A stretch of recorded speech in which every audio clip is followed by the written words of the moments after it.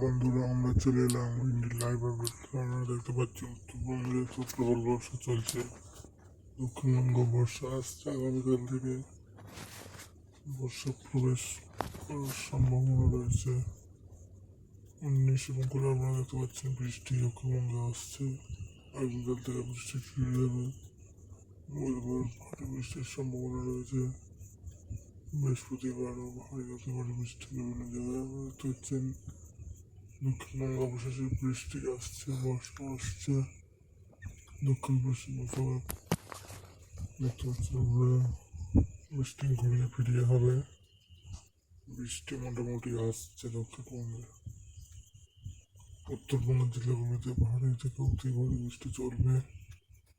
এখন পর্যন্ত